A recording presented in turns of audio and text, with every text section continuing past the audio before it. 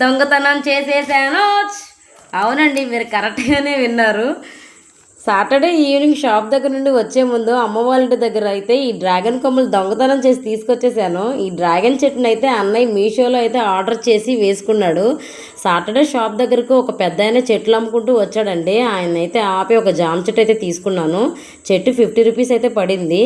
ఇంకా సండే చర్చికి వెళ్ళి రాగలే గార్డెన్ దగ్గరికి వచ్చేసానండి చెట్టు వేసుకుందామని. అయితే ఇదివరకు జామ చెట్టు అనేది మన గార్డెన్లో ఉండేది.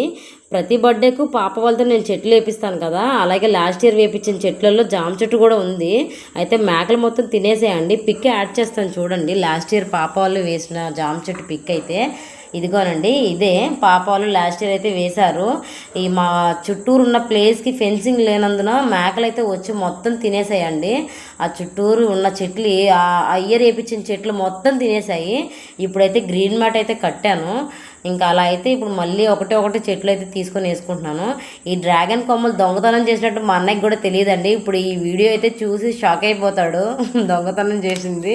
ఇంకా అలాగే కొన్ని టమాటాలు కూడా హార్వెస్ట్ చేసుకున్నాను. ఈ వీడియో అయితే పర్టికులర్గా మా ఆయనకి చూపించాలండి.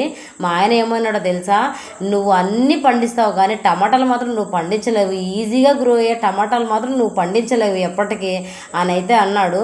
అందుకని నేనైతే టమాటాలు అయితే పండించాను. ఇగో టమాటాలు నేను కూడా పండిస్తానైతే ఆయనకు చూపించాలి. ఫస్ట్ అయితే ఇవన్నీ అయితే కోసుకున్నాను. కొన్ని సపోటాలు కోసుకున్నానండి. వంకాయ అయితే ఒకటే వచ్చింది.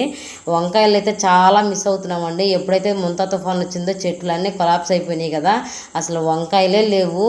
అసలు నేనైతే వంకాయలు మా పిల్లలు కాల్చి ఫ్రై చేస్తానండి, చాలా ఇష్టంగా తింటారు. ఎప్పుడైతే ఈ చెట్లన్నీ పోయాయో అక్కడ నుంచి సేవ్ చేసిన ఒక 3 చెట్లు తెచ్చి ఇక్కడ వేశాను కదా, వాటి వరకు అయితే 1, 2, 3 అట్లానే వస్తున్నాయి. కాపు కూడా ఎక్కువ రావట్లేదండి. ఈ వీడియో మీకు నచ్చితే ఒక లైక్ చేయండి ఫ్రెండ్స్. Thank you.